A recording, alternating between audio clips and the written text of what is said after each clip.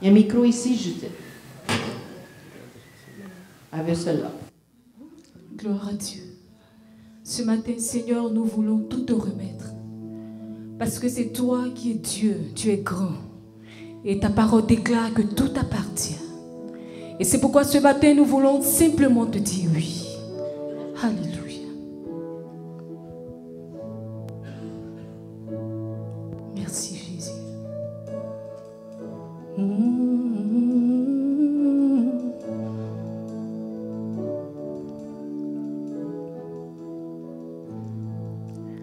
Entre tes mains, j'abandonne tout ce que j'appelle le mien. Oh, ne permets à personne, Seigneur, t'en reprendre rien. Oui, prends tout, Seigneur. Oui, prends tout, Seigneur. Entre tes mains, j'abandonne tout avec bonheur. Seigneur, je te dis oui, oui, prends tout, Seigneur. Seigneur, nous te disons oui ce matin. Oui, prends tout, Seigneur. Entre tes mains, Entre tes mains, nous abandonnons nos vies ce matin. Alléluia.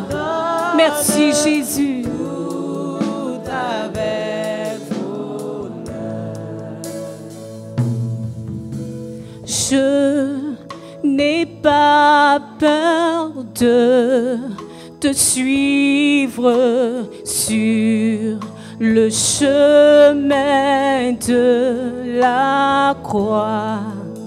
C'est pour toi que je veux vivre. Je connais, j'aime ta voix. Oh oui, prends tout. Seigneur, prends tout. Seigneur, prends tout. Seigneur, prends tout.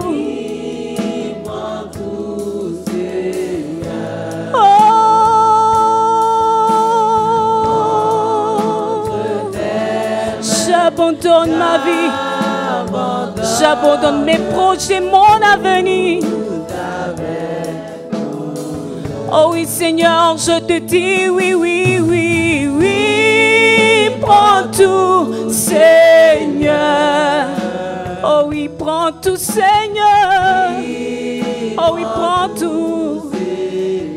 Oh, entre tes mains, j'abandonne. Alléluia. Oh oui Seigneur, je dis oui, oui. Prends tout Seigneur. Seigneur, prends tout. Seigneur, prends tout. Seigneur, prends tout. Oh, entre tes mains, entre tes mains, j'abandonne tout avec bonheur. Tu connais mieux que moi-même tous les besoins de mon cœur. Et pour mon bonheur suprême, tu veux me rendre vainqueur. Oui, prends tout, Seigneur. Oui, prends tout, Seigneur. Entre tes mains,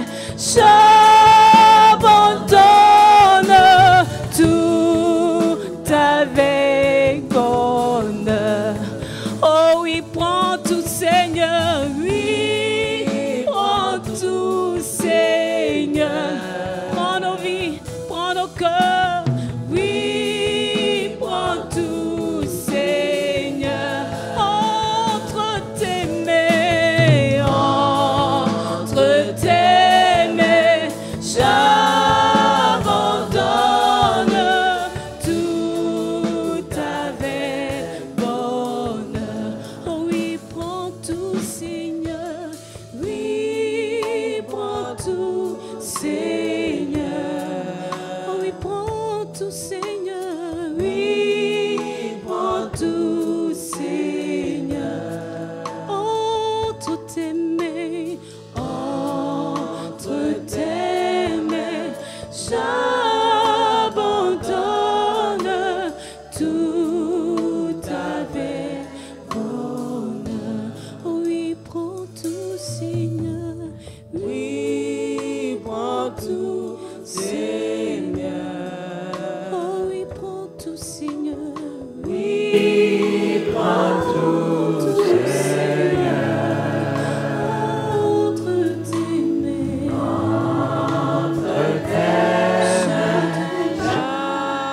J'abandonne tout avec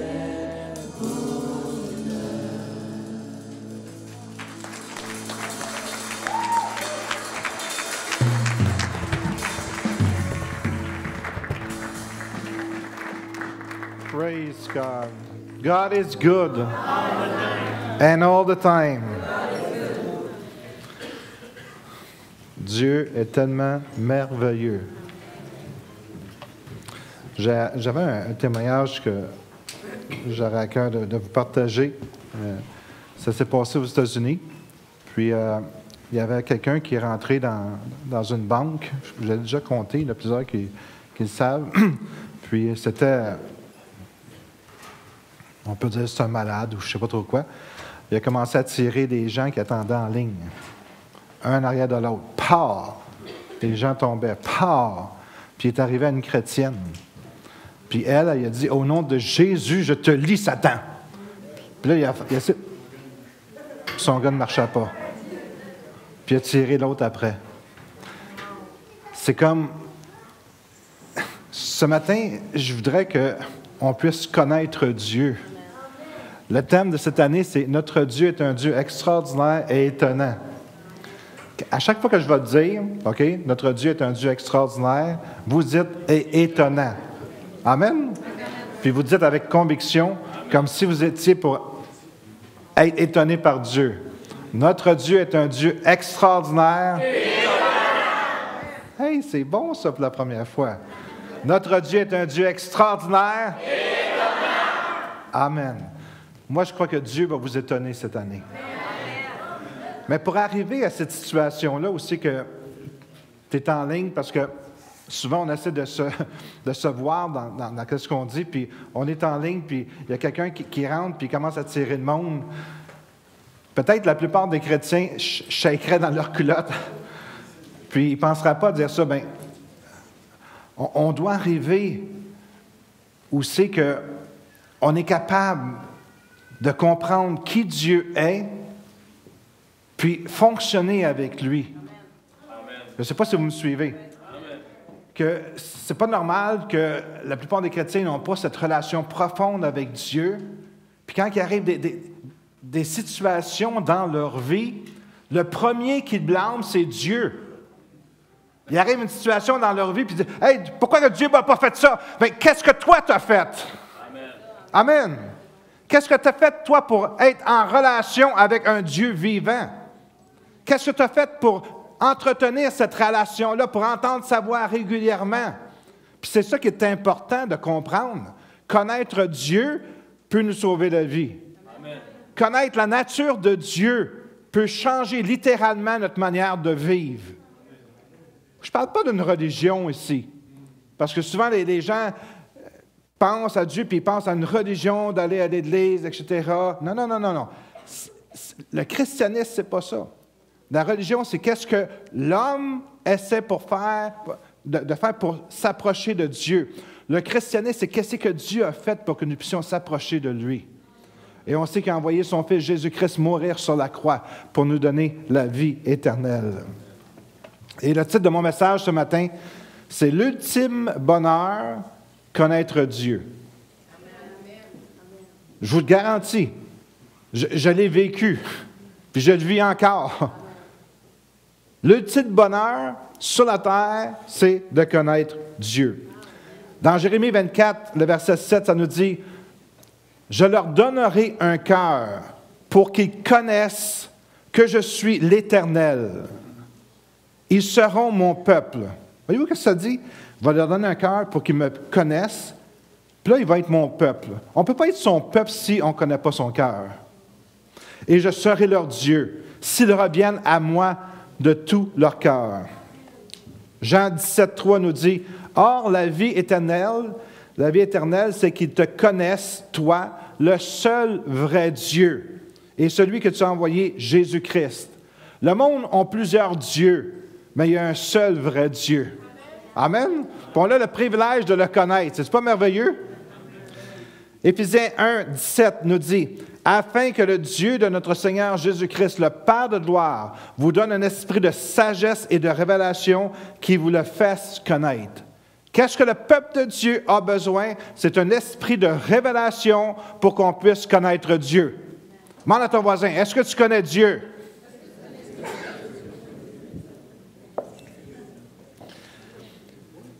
Le catéchisme puritain, ceux qui ont déjà entendu parler des puritains, c'est les premiers colons qui se sont installés aux États-Unis. On les appelait les puritains. Le catéchisme, il y avait un catéchisme, pose la question, quel est le but de l'homme? C'est quoi le but de l'homme? Et la réponse, c'est de tout faire pour la gloire de Dieu et de ne prendre plaisir qu'à lui. Amen, il était pas mal déficient ce matin. OK? Alors la réponse, c'est de tout faire pour la gloire de Dieu et de ne prendre plaisir qu'en lui. Amen. En latin, on disait « Soli Deo gloria », à Dieu seul la gloire. Puis, je ne sais pas si vous avez remarqué, mais notre Dieu est un Dieu extraordinaire. Et étonnant. Il y en a qui étaient réveillés, c'est bien ça. OK. Notre Dieu est un Dieu extraordinaire. Et étonnant. Alors, moi, mon but, c'est de glorifier le Seigneur. Et j'ai aimé les chants ce matin, puis ce n'était pas de connivence avec moi, mais ça glorifiait le Seigneur. Tout ce qu'on doit faire doit glorifier le Seigneur. Pas glorifier un homme pour qu'il se pète les bretelles, puis comment il est bon, puis comment il est beau, puis comment il est fin, etc. Non, non. On est ici pour glorifier le Seigneur. Tout ce qu'on fasse puisse glorifier son Saint-Nom. Est-ce que je peux entendre un Amen? Amen. 1 Corinthiens 10, 31 nous dit, « Soit que vous mangiez, soit que vous buviez, soit que vous fassiez quelque chose autre, faites tout pour la gloire de Dieu. » Amen. Amen. Alors, comment on peut glorifier Dieu?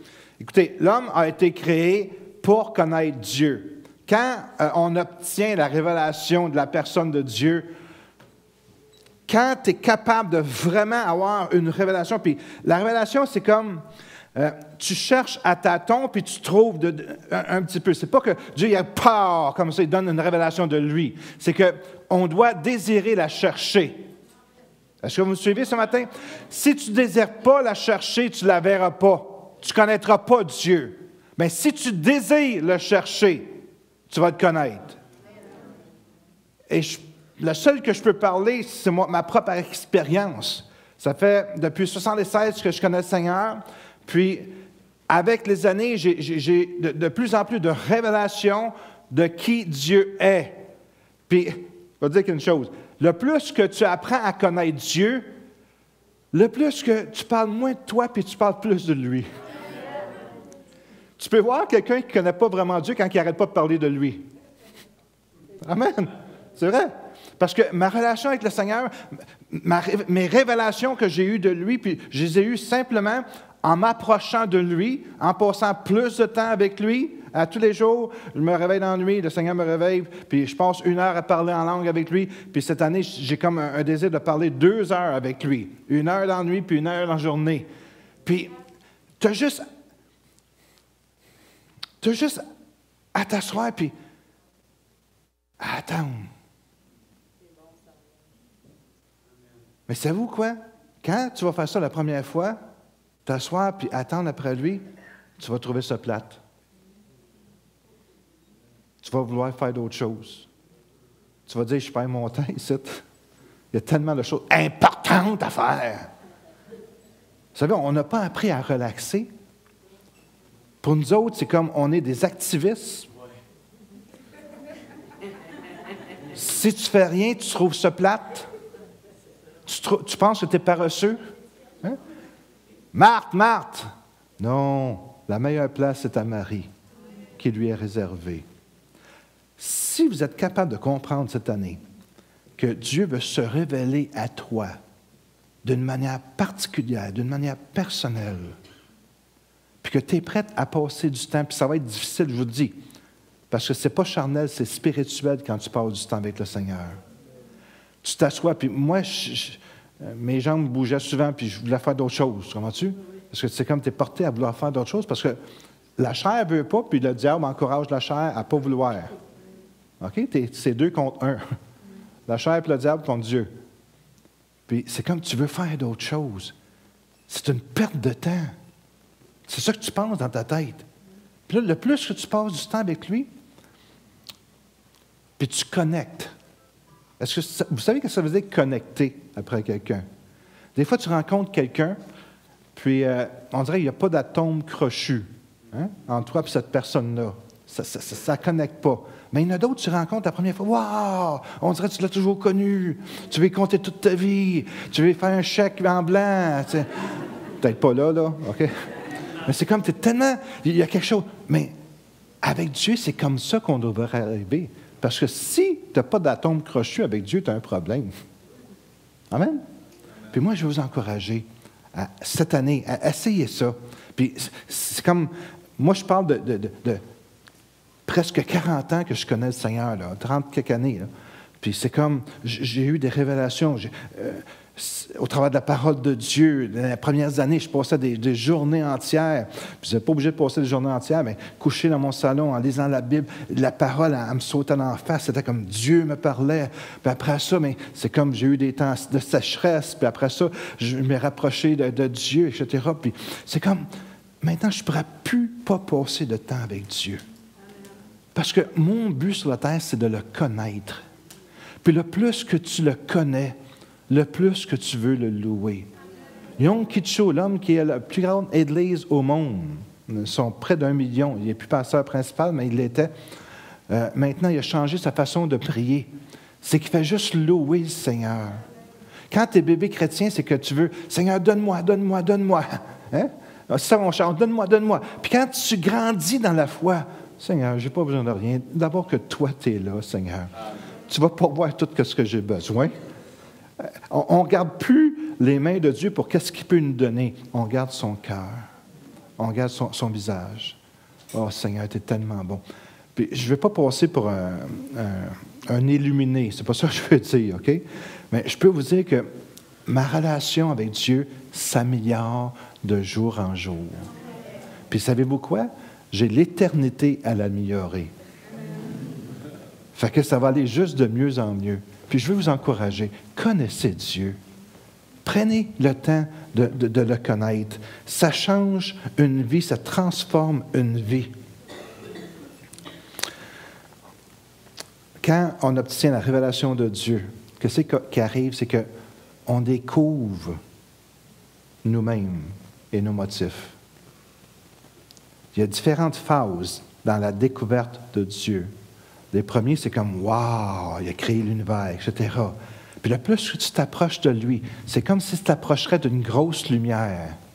Puis qu'est-ce que tu vois dans une lumière? C'est des imperfections. Lui, il est la lumière parfaite. Amen? Mais le plus que tu t'approches, le plus... Oh. Hein? Tu commences à... La lumière éclaire ton cœur. Des fois, les motifs qui sont là ne sont pas toujours... Mais c'est ça, connaître Dieu. Quand on veut avancer dans une relation avec Dieu, c'est ça qu'on doit faire. Je vous ai déjà conté l'histoire de cette personne-là, qu'il était vraiment proche de Dieu, puis pour lui, il avait consacré totalement sa vie à servir Dieu. La seule chose qui l'intéressait dans sa vie, c'était Dieu. Puis une fois, il a demandé au Seigneur, il dit, « Seigneur, montre-moi mon cœur, parce que je t'aime tellement, Seigneur.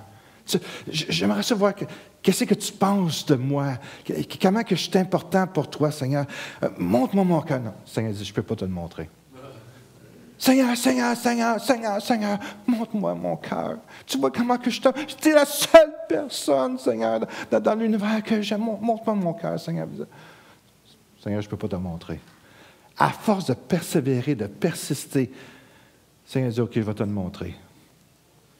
Ça a été la dernière journée qu'il a demandé. Tellement qu'il a vu son cœur qui était vilain, méchant, etc. Nous autres, on pense qu'on est bon. Parce que si je me compare à Robert, moi, je suis extrêmement bon, comprends-tu? Si Robert se compare à David, Robert il est extrêmement bon. Hein? On ne se compare pas à la vraie lumière. C'est facile de se comparer à quelqu'un qui vit avec nous autres et qu'il a les mêmes défauts ou des choses semblables. C'est facile. Mais es-tu capable de te comparer à Dieu? À la lumière de Dieu? Wow! Là, c'est plus la même chose. Comme cette personne-là qui voulait savoir son cœur quand le Seigneur lui a montré. Puis c'est exactement la situation. Merci, Seigneur, qui nous transforme. Est-ce qu'il y a des gens ici qui veulent être transformés de gloire en gloire? La seule manière, c'est de t'approcher de Dieu. Alléluia. Quand tu t'approches de Dieu, les choses changent. Ton caractère change. Ta vie change. Vous parlez, il y a un être humain devant vous qui est tout à fait normal. J'avais une super de bonne job à HL. J'aurais pu, puis je serais déjà 7 ans que je serais retiré à un bon salaire. OK? Puis j'ai décidé de laisser ça de côté pour venir servir Dieu. Puis qu'est-ce que ça m'a donné? De le connaître davantage. Parce que quand tu abandonnes des choses, lui, il te redonne des choses. Ce n'est pas les mêmes choses. Il y a une valeur dans ces choses-là. Il y a une richesse. Il y a quelque chose d'extraordinaire. Notre Dieu est un Dieu extraordinaire. Laisse-les t'étonner cette année. Souvent, on pense qu'on va être heureux en acquérant des choses, en faisant des choses, l'activiste, etc. Mais la place où c'est qu'une personne est le plus heureux, c'est quand il est au pied de Jésus. On vit dans un contexte où c'est que l'argent est bien important, où c'est que le confort est très important, où c'est que le plaisir est très, très important, où c'est qu'on doit être satisfait, on cherche la satisfaction, on cherche des jouissances, on cherche des choses. Mais laisse-moi vous dire que ces gens-là qui cherchent toutes ces choses-là cherchent à la mauvaise place. Parce que qu'est-ce que tu cherches dans ces choses-là, tu vas l'avoir au pied du Seigneur. Quand tu parles avec lui, quand tu le connais de plus en plus. Et il donne une sécurité. La femme qui était à la banque, puis elle dit, « Devil, I bind you in the name of Jesus. » Puis elle connaissait qui Dieu est pour pouvoir dire ces choses-là. Le problème, c'est que si on ne connaît pas qui Dieu est, on ne pourra jamais dire ces choses-là. On va faire caca dans nos culottes. Non, c'est vrai. Exactement. Ou tu vas partir, tu vas vouloir courir, puis tu ne seras plus capable, tu vas être trop comme ça. Mais quand tu connais Dieu, tu as une assurance. Tu es capable de regarder quelqu'un dans les yeux et de dire, toi, là, tu ne sais pas qui je connais. Écoutez, connaître Dieu, c'est tout pour tout en tout. Connaître Dieu d'une manière personnelle, ça change ta manière de vivre. La plupart des gens que je connais vivent dans la peur. Je sais qu'il n'y a pas personne qui a peur ici. Vous êtes tous des courageux, des braves. Mais il y en a qui ont peur. Puis le Seigneur m'a donné une révélation cette semaine. Il dit, les gens, ils ont peur, puis je pense que je l'ai mis dans mes notes, parce qu'ils ne me connaissent pas. Parce que si tu connaîtrais Dieu, tu n'aurais pas peur du tout. Ça ne veut pas dire que tu vois une gang de motards, « Hey, moi, je n'ai pas peur, là! » Non, non.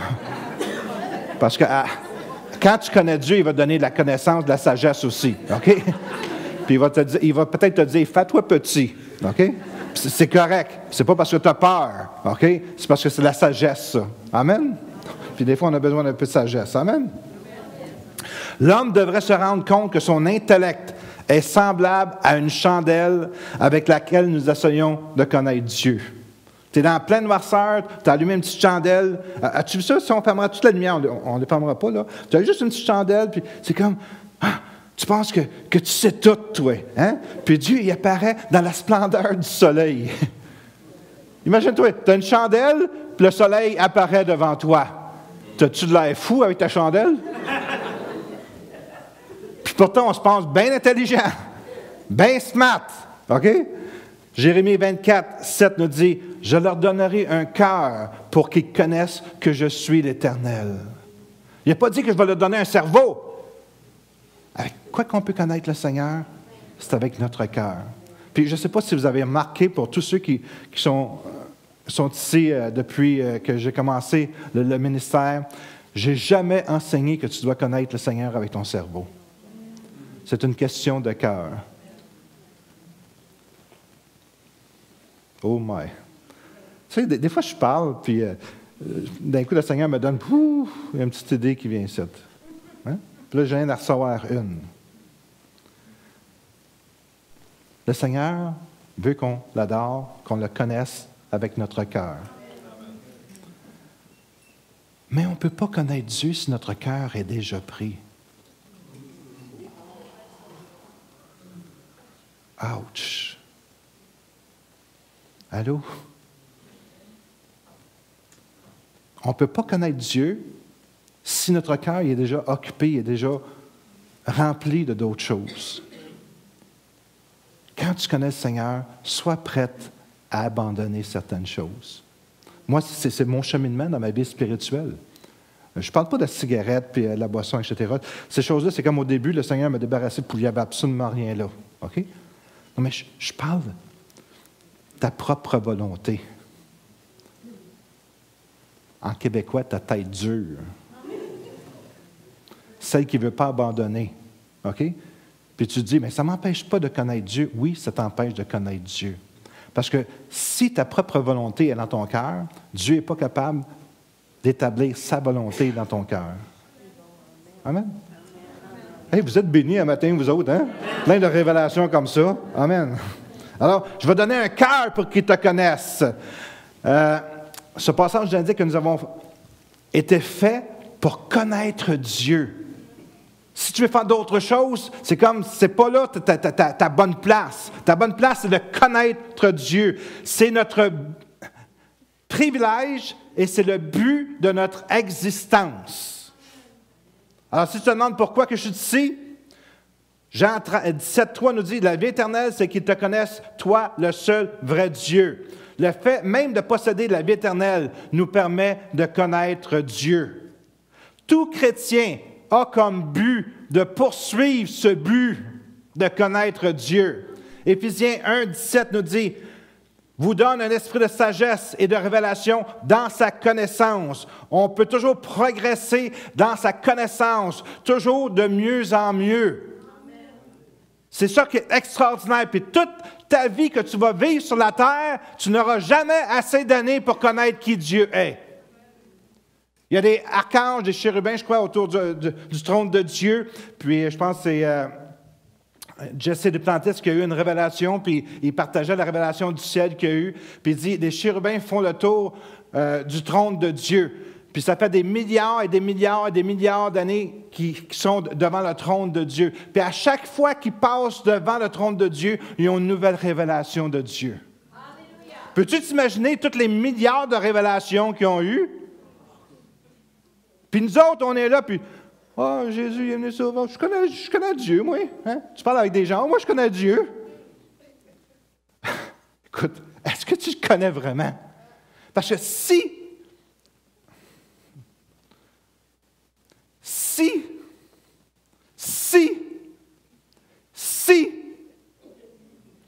si tu connais Dieu, tu vas le savoir. Ça se voit. Dieu transpire au travers de toi. Tu as une odeur différente. Tu as une démarche différente. Tu n'es plus la même personne que tu étais. Tu es quelqu'un maintenant, parce que Dieu marche avec toi. On est capable de reconnaître. Écoutez, ça fait depuis 76 que je connais le Seigneur. J'ai rencontré des fois, j'ai bien dit des fois, des gens qui avaient une relation extraordinaire avec Dieu. Savez-vous quoi? J'étais capable de détecter. Il y avait des gens qui étaient capotés, que la seule chose qui les intéressait, c'était Dieu. Ils lisaient la parole de Dieu à cœur de journée. Ils travaillaient peut-être dans leur job, etc. Mais tu voyais, quand tu rencontrais ces personnes-là, qu'ils avaient une relation hors du commun avec Dieu. Puis quand que tu parlais avec eux autres, ils étaient capables de te donner des conseils, puis tu savais que ça venait du trône de Dieu. Tu entendais la voix de Dieu parler au travers d'eux.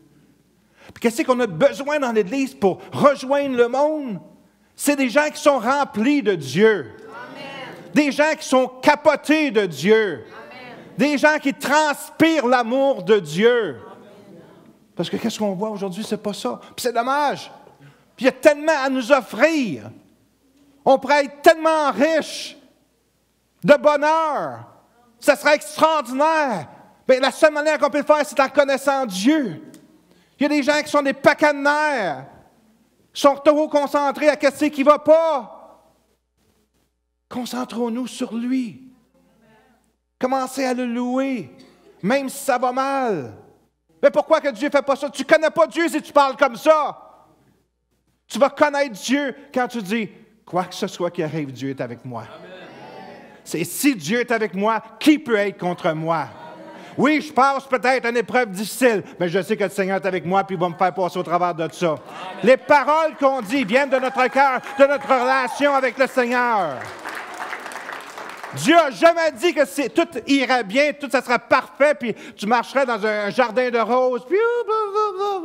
Non, non, c'est pas ça. Il va y avoir des temps d'épreuve, mais quand tu connais Dieu, tu sais qu'il n'y a rien qui va t'empêcher d'aller de l'avant, de marcher dans la victoire.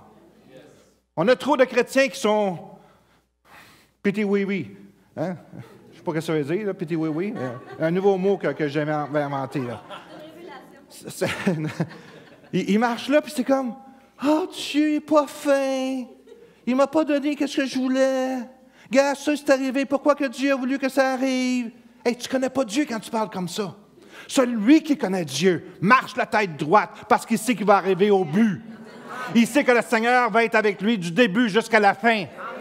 Il craint absolument rien parce que le Seigneur est avec lui. Il peut avoir des mauvaises nouvelles, c'est pas grave, Dieu est avec moi. Combien de personnes, quand ils entendent une mauvaise... leurs jambes leur plient, hein? Puis ils ont besoin d'aide. Hey, come on, church! Église, connaissons qui Dieu est. Puis ça, c'est quelque chose de personnel. Moi, je vous partage ma relation avec le Seigneur ou un peu de ma relation avec le Seigneur. C'est comme, wow, combien j'ai eu d'épreuves dans ma vie, même comme pasteur, etc. Mais je me suis toujours fié à lui. Seigneur, tu dis de mettre ma confiance en toi. Même si je ne vois absolument rien, Seigneur, je mets ma confiance en toi. Puis aujourd'hui, je suis devant vous et je suis heureux. Je ne suis pas malheureux ou quoi que ce soit. Je suis heureux. C'est dans mon cœur la joie de servir, le privilège de servir le roi des rois. J'envie même pas la reine Élisabeth sur son trône, je ne sais pas trop quoi, là, OK? Moi, mon trône, c'est un trône d'or. J'ai une mer de perles devant moi. Okay? J'ai tout ce que j'ai besoin d'avoir. Dieu est avec moi. Amen. Et si Dieu est avec moi, notre Dieu est extraordinaire. Et étonnant. Hey, vous en souvenez, c'est bon ça.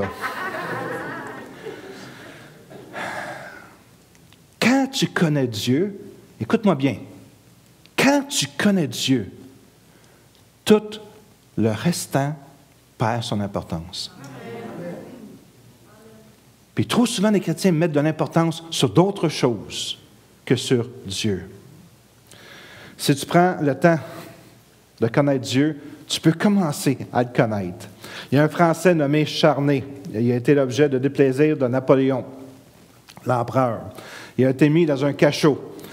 Et dans la solitude et le désespoir, il avait été abandonné par ses amis, oublié par le monde extérieur. Il a pris une pierre et il a gratté sur le mur de sa cellule. Personne ne se soucie. Je suis sûr que quand tu es dans la prison et tu ne connais pas Dieu, là, tu peux écrire bien des choses comme ça. Un jour, une pousse verte apparut à travers des fissures entre les pierres du sol du cachot et a commencé à s'orienter vers la lumière de la fenêtre minuscule au sommet de la cellule. Le prisonnier a gardé une partie de l'eau qui lui était apportée chaque jour par le geôlier et l'a versée tranquillement sur la plante. Elle a grandi pour devenir enfin une plante avec une belle fleur bleue. Quand les pétales se sont épanouis à une belle fleur, le captif solitaire a barré les mots écrits sur le mur précédemment et au-dessus d'eux a gratté « Dieu se soucie ». Mais Dieu avait une bénédiction supplémentaire pour ce prisonnier et l'histoire se termine de manière plus heureuse encore. Son ami dans la cellule voisine avait une petite fille qui avait été autorisée à venir le visiter en prison. Cette petite fille fut touchée par l'amour de Charnay pour cette plante. Et la nouvelle parvint jusqu'à l'impératrice Joséphine qui a fait cette remarque. Un homme qui soigne une fleur avec tant d'amour et de ferveur ne peut être une mauvaise personne. Et elle a donc persuadé l'empereur de le libérer. Charnay a emporté la fleur à sa maison et l'a soignée le reste de sa vie. Elle lui avait appris à croire en Dieu. Voyez-vous la différence entre quelqu'un qui pourrit dans une prison, puis il y a peut-être des gens ici qui pourrissent dans sa propre cellule parce qu'ils n'arrêtent pas de maugréer sur leur situation, ils n'arrêtent pas de quasiment pas maudire Dieu, mais de dire « tu ne t'intéresses pas à moi ». Puis d'autres personnes qui mettent sa confiance dans le Seigneur et qui soignent son cœur et qui fait pousser son cœur des louanges et qui mettent leur confiance dans le Seigneur. Quoi que ce soit que ta situation est, elle n'est pas désespérée si tu connais Dieu. À l'école du dimanche, il y a un enfant qui faisait un dessin et la monitrice, le voyant très concentré, elle lui demandait qu'est-ce qu'il faisait. Et le garçon, sans lever les yeux, continuait à dessiner et dit « Je dessine Dieu ».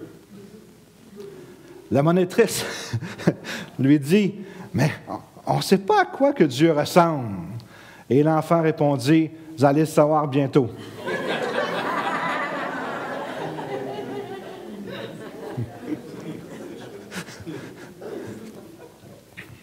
Écoutez, il est possible de connaître les choses au sujet de Dieu sans connaître Dieu intimement. Moi, je ne vous parle pas, je ne veux pas vous parler des choses de Dieu. Je vous parle de lui. C'est le danger de l'intellectualisme stérile. Puis ça peut arriver malgré tous nos efforts. Des fois, on aime tellement lire, étudier. Puis, écoutez, c'était mon dû, ça. Moi, au début, j'étais très, très cérébral. Puis j'aimais ça étudier. Puis, c'est pas vraiment Dieu. Je connaissais des choses sur Dieu. Bien, quand tu connais Dieu, c'est pas que tu veux pas ces choses-là, parce que ces choses-là sont utiles, mais tu es plus impressionné par quelqu'un qui connaît Dieu que quelqu'un qui a un grand ministère ou un grand don. Ça change complètement ta donne sur qu'est-ce que les gens sont, s'ils ont une relation avec Dieu ou non. Vous allez dire, moi, je vais aller au collège biblique, puis je sais qu'on a des étudiants à l'école biblique, puis c'est excellent. Mais savez-vous qu'en Ontario, il y avait un collège qui s'appelait Peterborough. Je pense qu'il est fermé. Puis ils ont pris des statistiques pour savoir qu'est-ce qui est arrivé après. Et plus de 80% des élèves qui ont été étudiés à Peterborough ne suivent plus le Seigneur aujourd'hui. Puis ils rentraient tous dans le ministère pour être des pasteurs, des hommes de Dieu, pour servir Dieu. Mais sûrement leur motif n'était pas correct. Parce que 80% ont voulu acquérir une connaissance intellectuelle, pensant qu'ils étaient capables de servir Dieu. C'est pas assez. Ça te prend une connaissance du cœur. Amen. Puis, on peut tous être des évangélistes. On peut tous être des gens à plein temps pour le Seigneur, sans être payés, bien. Juste servir Dieu. Est-ce que ta vie, on commence l'année, là, frères et sœurs, est-ce que ta vie, que Dieu t'a donnée gratuitement, ta vie, que toi tu décides ce que tu vas devenir, qu'est-ce que tu vas faire sur cette terre, ta vie, qu'est-ce que tu veux en faire? Puis savez-vous, on n'est jamais trop vieux ou trop jeune pour donner une nouvelle orientation à notre vie. Notre vie devrait être entièrement donnée à Dieu. Quand on vient et on accepte Jésus dans notre cœur, Seigneur, je te donne ma vie. Mais ce n'est pas vrai. Qu'est-ce qu'on veut dire, Seigneur? Je te donne une partie de ma vie. Allô? C'est correct si je vous dis la vérité? Là? Parce que quand on retourne à s'asseoir, Seigneur, je t'ai tout donné. Ah, ouais. Excuse, j'étais sur l'émotion quand j'étais en avant, là, puis je t'ai donné ma vie, mais je peux-tu faire juste un petit retrait, Seigneur? Tu peux garder ça, mais on va jouer au Monopoly, hein? Je te donne ça, tu me donnes ça, OK? Puis on fait un petit échange. Puis vous savez comme moi qu'à la fin, ce n'est pas Dieu qui a le contrôle sur notre vie, mais c'est nous-mêmes qui contrôlons notre vie. On le dit de nos lèvres, mais notre cœur n'est pas là. On se dit chrétien, enfant de Dieu, mais notre cœur n'est pas totalement à Dieu. Parce qu'on a tellement repris des choses, parce qu'on n'avait pas confiance en Dieu, parce qu'il ne faisait pas qu'est-ce que nous autres on voulait. Il n'agissait pas comme nous autres on voulait. Alors, comment qu'on pouvait y faire confiance si on n'était pas capable de lui faire confiance avec ce qu'on lui a laissé, puis il a fait un mess qu'on pense? Il n'y a rien de pire que tu dis à quelqu'un, je te fais confiance, puis dans ta marche, tu t'aperçois qu'il n'y a aucune confiance. Et on devrait mettre notre confiance dans le Seigneur, lui abandonner tout, lui dire, Seigneur, je t'abandonne tout. Puis il n'y a pas un domaine de notre vie que Dieu ne peut pas nous aider. Moi, je parle par expérience, puis je ne suis pas une personne parfaite. Mais j'ai déjà eu des problèmes, toutes sortes de problèmes. J'avais toutes sortes de tentations. Puis le Seigneur m'a sorti de ces tentations-là. Comment? À cause de ma marche avec lui, à force de le connaître de jour en jour, de plus en plus. Puis je l'ai dit, puis je vais le redire, parce que je pense que ça peut aider des gens. Souvent, il y a des gens qui tombent en tentation, puis ça les éloigne de Dieu. Ils continuent à amener à l'église, ils continuent à serrer des mains, à mettre un sourire. Mais leur cœur est dans des choses qu'ils ne devraient pas. Puis pourtant, moi, à force de connaître Dieu, le Seigneur m'a comme révélé le Notre Père ou une partie de Notre Père. Ne me soumets pas à la tentation. Alors, quand des fois on essaie de sortir par nos propres efforts, ça ne marchera pas. C'est lui qu'il faut qu'il te sorte. Mais pour t'en sortir, tu dois lui faire confiance. Tu dois mettre ta confiance dans sa force, dans sa puissance. Car c'est à toi qu'appartient le règne, la puissance et la force. Tout ce que j'ai besoin, je peux aller chercher en lui. Mais tu ne pourras jamais aller chercher en lui si tu ne le connais pas. On a besoin de le connaître. On a besoin de connaître qui il est, comment il nous aime. comment que ce n'est pas pantoute la manière qu'on pense que lui nous voit. Souvent, on a une mauvaise image de nous-mêmes et on pense que Dieu ne nous aimera pas. Dieu t'aime bien plus que tu penses.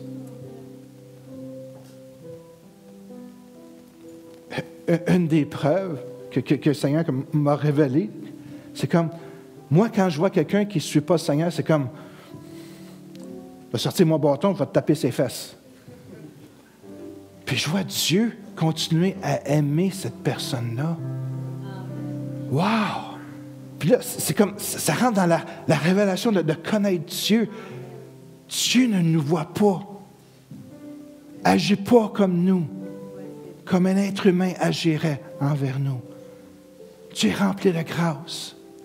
Il va t'offrir tout ce que tu as besoin pour te sortir de ton marasme, de tes difficultés, de tes épreuves. Il va toujours t'attirer, malgré les mauvaises choses que tu fais, malgré qui tu es, malgré tes mauvaises humeurs ou tes bonnes humeurs, quoi que ce soit. C'est pas important. C'est que lui ne change pas. Moi, je change. Toi, tu changes. Mais lui ne change pas. Il est toujours là dans sa bonté, qui répand son amour dans notre cœur. Il n'arrête pas de nous aimer, de nous attirer à lui, jusqu'à temps qu'on saisisse. Puis quand j'ai saisi, je m'étais approché davantage de lui. Je connais Dieu différemment de que je le connaissais. Dieu, c'est un bon Père. Il m'aime.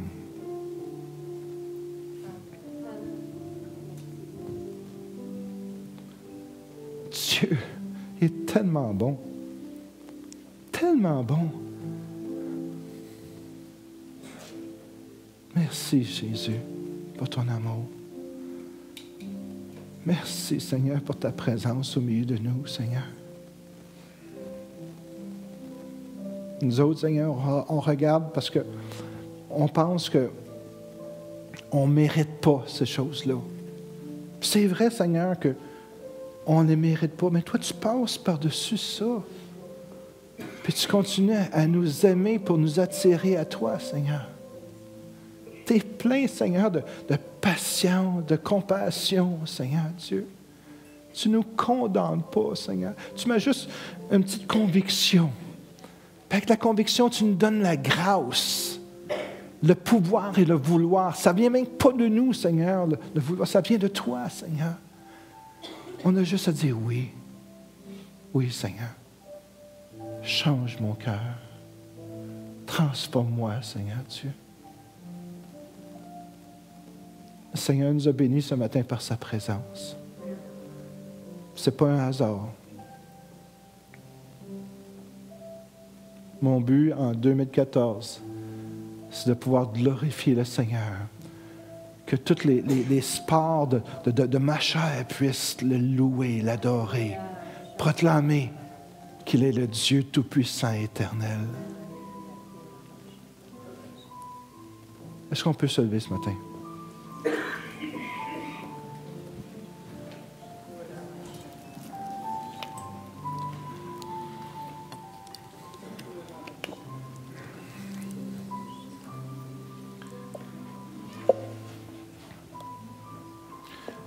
Je sens dans mon cœur de faire un appel, mais c'est un appel. Y a-t-il des gens ici ce matin qui décideraient qu'en 2014, ils feraient confiance au Seigneur? Je ne vous demande pas de le dire avec votre tête, je vous demande de le dire avec votre cœur.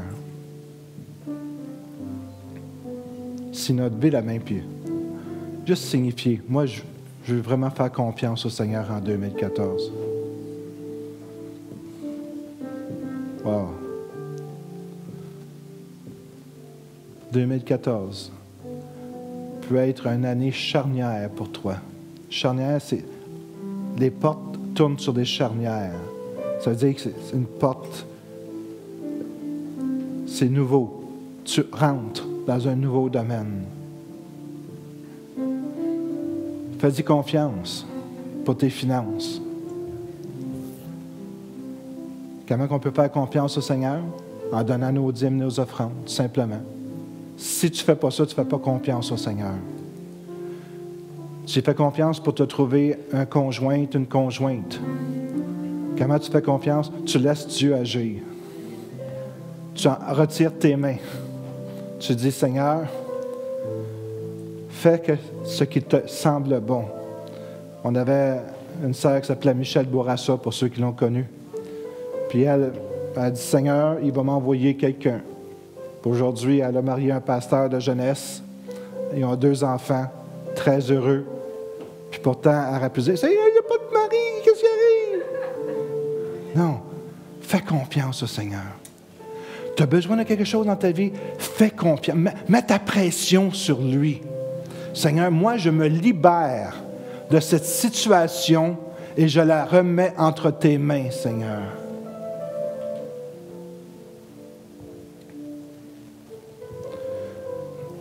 On va terminer en prière. S'il y en a qui veulent donner leur cœur au Seigneur, vous pouvez vous avancer. S'il y en a qui veulent compris pour eux, parce qu'ils veulent vraiment mettre toute leur confiance dans le Seigneur, simplement vous avancer après, puis on va prier pour vous. On a une équipe qui aime ça, prier pour les gens qui prennent leur temps. Vous avez besoin de conseils, vous avez besoin d'être remplis du Saint-Esprit. Avancez. Mais je vais vous libérer ce matin pour que vous puissiez retourner à vos activités. Vous savez que après l'Assemblée, on peut manger en haut. C'est ça qu'on veut commencer cette année. Vous emmenez votre lunch ou vous commandez même à l'extérieur. Il y a la prière après, à 1h30, 2h. Seigneur, je te remercie parce que ce matin, tu es venu nous visiter, Seigneur. Puis c'est tellement bon, Seigneur, de marcher avec toi. Cette Église, Seigneur, je te l'ai dit, je te le redis, t'appartient à toi seul, Seigneur. Elle ne nous appartient pas, Seigneur. Notre passage favori, c'est « Il a paru bon au Saint-Esprit et à nous ». Et Seigneur, on ne veut rien faire, Seigneur, sans ta volonté. Et je te prie, Seigneur, que cette prière puisse être la prière de mes frères et sœurs, qu'ils puissent dire « Il a paru bon au Saint-Esprit ». Il a paru bon à Dieu et à moi.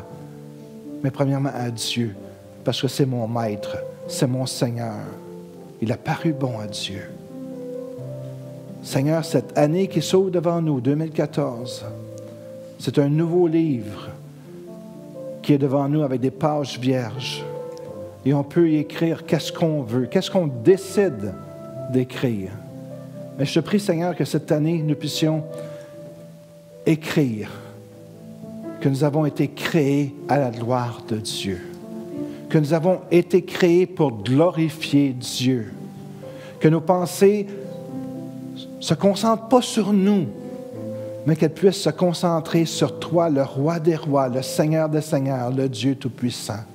Et on te remercie, Seigneur, pour la vie nouvelle que nous as donnée en Jésus-Christ. Cette vie, Seigneur, qui nous transforme et cette vie avec laquelle nous pouvons te connaître, Seigneur. Merci, Dieu, de nous aimer comme tu nous aimes.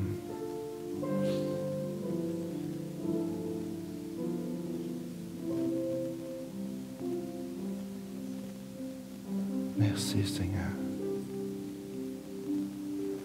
Merci pour ta présence, Seigneur.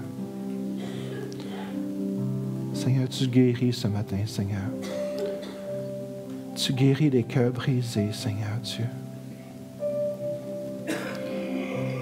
Seigneur, tu emmènes des solutions, Seigneur. Là aussi qu'il n'y a pas de solution, Seigneur Dieu. Tu emmènes le courage, Seigneur. Là où il y a un manque de courage, Seigneur Dieu. Tu nous transformes à ton image, de gloire en gloire. Notre Dieu est un Dieu extraordinaire et étonnant. Amen. Laisse Dieu t'étonner cette semaine. Amen. Que le Seigneur bénisse abondamment.